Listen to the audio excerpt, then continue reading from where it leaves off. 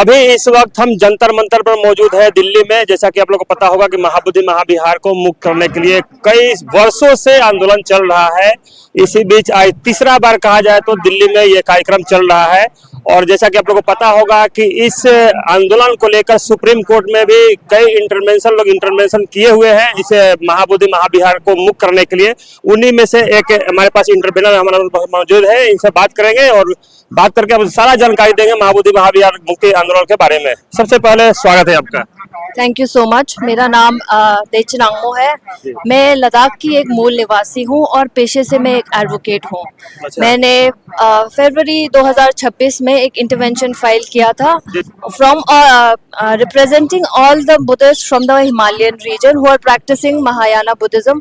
और हमारी यही प्रार्थना थी कि जो महाबोधि महाविहार केस है, केस जो चल रहा है, जो उनकी मांग है कि हमारा महाबोधि महाविहार पूरी तरह मुक्त किया जाए और बौद्धों को उसकी मैनेजमेंट सौंप दिया जाए। तो हम भी यही मांग करते हैं पूरे हिमालयन रीजन में जितने भी। अच्छा, आपका इंटरवेंशन कब किया गया था? जी, मेरा इंटरवेंशन ऑन रिकॉर्ड आया है 20 फरवरी 2025 को। 2025 को? जी। अच्छा, आखिर सरकार आप लोग की मांग क्यों नहीं पूरा कर रही है? सरकार मेरे ख्याल में तो अभी अपने आंखों पे पट्टी बांध के बैठी है। वो शायद देखना ही नहीं चाहती। बहुत दुख की बात है कि भारत जैसे महान देश जिसकी विरासत है बुद्धा और बुद्धिज्म, उन्हीं लोगों को हमें इस तरह सड़क पे आके कोर्ट में आके लड़ना पड़ रहा है अपने ही मूल संवैधानिक राइट्स के लिए, जो कि संविधान ने हमें ऑलरेडी दिए हुए हैं। बहुत ही दुख की बात है। लोग कहते हैं कि विष्णु के 9वें अवतार हैं बुद्ध।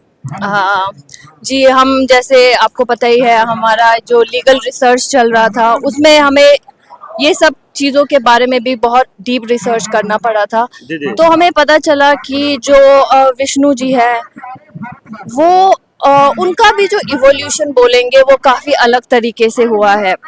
जब बुद्धा ने जन्म लिया था, जब वो अपना धम्म प्रचार कर रहे थे, तब विष्णु जी का नाम कहीं आता नहीं है। और वेदों में जो विष्णु के एक मिरर इमेज बोलेंगे अगर तो एक उपेंद्र होते हैं जो आज के डेट में जो इवॉल्व होके शायद से विष्णु जी बने हैं।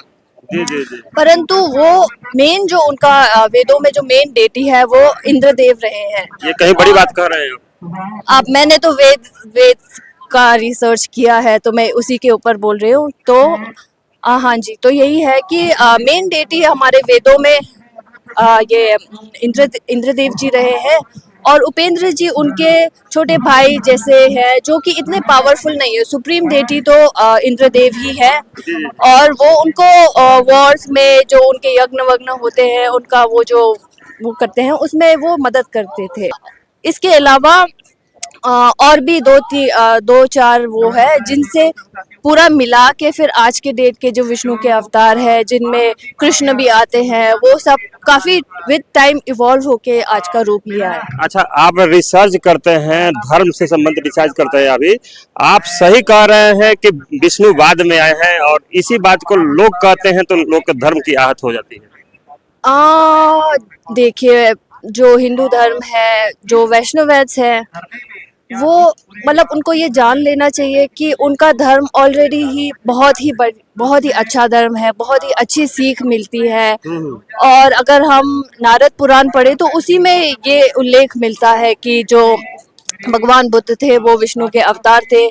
मगर ऐसा कहा गया है कि जो उनकी टीचिंग्स थे, जो बुद्ध धम्म था, वो राक्षसों को वेदों से भटकाने के लिए दिया है। अब हमें पता है कि बुद्ध धर्म क्या है, कि हमें झूठ नहीं बोलना है, व्यभिचार नहीं करना है, किसी को मारना नहीं है, ये सब सारे मॉरल एथिक्स है, पीस है, करुणा है। तो ये राक्षसों के लिए धर्म कैसे हो सकता है? ये बहुत ही अगर आप पढ़ेंगे तो आपको लगेगा कि ये प्रोपेगेंडा था। तो मैं अपने माध्यम से ये बोलना चाहूँगी कि जो इंटायर हिमालयन रीजन है, जो महायाना प्रैक्टिस करते हैं, चाहे वो लद्दाख से हो, लाहौल स्पीति से हो, सिक्किम से हो, यहाँ तक कि किश्तवाड़ में भी एक पैडर वैली करके जगह है जहाँ पे महायाना बुद्धिज्म प्रैक्टिस किया जाता है। और आपको दार्जिलिंग, सिक्किम, अरुणाचल ये सब तो पता ही है। हम सब महायाना बुद्धिज्म फॉलो करते हैं और हमारी मांग भी यही है कि बीटी एक्ट को रिपील कर दिया जाए। अच्छा, कुछ बौद्ध भिक्षु ही है कहते हैं कि ये जो बेटी एक्ट है वो वाजिब है, इसको निरस्त नहीं होना चाहिए। हाँ जी, वो ये कल ही मतलब लद्दाख में प्रेस कॉन्फ्रेंस भी किया था। हमारे वहाँ के एलबीए के प्रेसिडेंट, गोम्पा प्रेसिडेंट और बहुत सारे और लोगों ने, मतलब जो वहाँ के जितने भी ऑर्गेनाइजेशंस है, सब लोग यूनाइटेड आके इस चीज का खंडन किया था और मांग की थी कि वो जो लामा छुसपेल जोत्पा जी है वो माफी मांगे। और उनका भी, आपको जैसे मालूम है, उनका भी रिप्लाई आ गया। उन्होंने भी एक वीडियो बनाया है और कहा है कि मैं ये विड्रॉ करूंगा, मैं इंटरवेंशन एप्लीकेशन विड्रॉ कर रहा हूँ। जी चलिए, तो देखिए कहीं ना कहीं बौद्ध भिक्षु से भी ये गलती हो जा रही है कि इस चीज को लोग समझ नहीं रहे हैं। कुछ लोग तो हमारे चैनल पर बहुत सारे वीडियो ऐसे बोलते हैं कि ऐसे ही लोग इस बात को बोलते हैं जो उसका मलाई खा रहे हैं, उस जो दान के पैसे है उसको लूट के खाया जाता है। मोदी जी को क्या कहेंगे? दूसरे देश में जाते हैं तो वो तो बोलते हैं कि बुद्ध की धरती से है, लेकिन यहाँ बौद्धों को धरना पर बैठना पड़ रहा है, आंदोलन करना पड़ रहा है, मसाल जुलूस करना पड़ रहा है। मोदी जी से मेरी यही विनती रहेगी कि आप इस बीटी एक्ट का कॉग्निजेंस लेके आप स्टेट में लेजिस्लेशन कराइए कि इसको रिपील कर दिया जाए और जो मैनेजमेंट है वो संपूर्ण रूप से बौद्धों को सौंप दिया जाए। चलिए, तो देखिए कहीं ना कहीं इनका कहना है कि बौद्धों का जो मांग है वो बिल्कुल वास्तविक है और बौद्ध जो धर्म है वो कहीं ना कहीं पखंड फैलाने के नहीं काम करता। जिस तरीके से इन्होंने पंचशील का बात आपको बताया कि चोरी नहीं करना चाहिए, व्यभिचारी नहीं चाहिए, नशा नहीं करना चाहिए, झूठ नहीं बोलना चाहिए, पराई स्त्री से छेड़छाड़ नहीं करना चाहिए, तो कहीं ना कहीं आपको ये सच्चा रास्ता देता है बौद्ध धर्म। तो चलिए, ये लोग का कहना है कि हम लोग लगे रहेंगे जब तक महाबोधि महाविहार हमारा पूर्ण रूप से मुक्त नहीं हो जाएगा, तब तक हम लोग का संघर्ष जारी रहेगा।